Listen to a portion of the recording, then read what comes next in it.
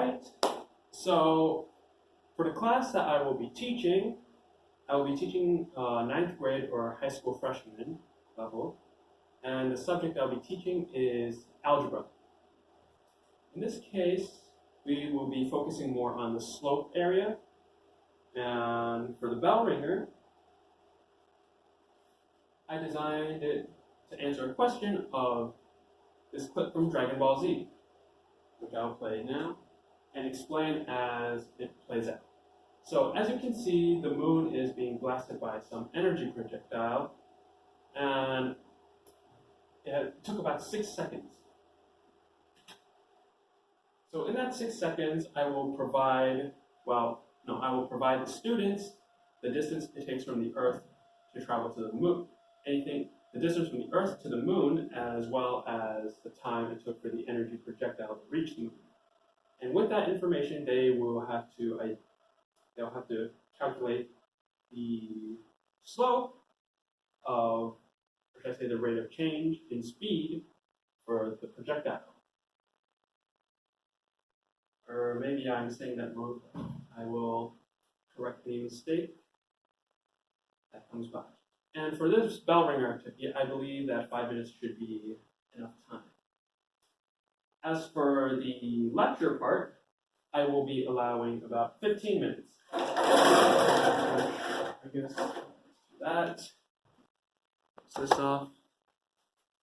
And I'm not sure if it's visible enough, but the lecture will be covering on what slope is, or as some people will refer to it as rate of change, and what type of slope that exists. So slope would be the rate of change, in which it is the change in y value, or rise, divided by the change in x value, which is run. So I put that up here as a rise or run, just a little keynote for myself.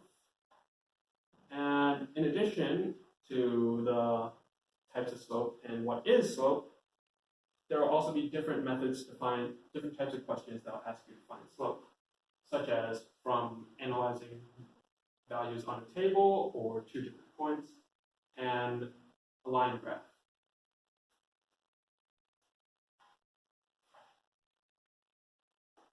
And as for the activity or group work that will be done in class, students will be participating in a game in which they will organize themselves into groups of 3 to 5, and I will be putting up slides of different types of graphs, tables, and points, and they'll have to identify if the slope is going to be a positive slope, negative, 0, or there won't be any slope at all.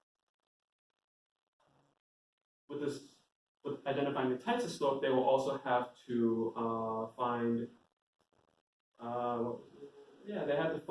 out what is the slope of the graph, not just what type it is. And with that, I think that 10 minutes will be enough.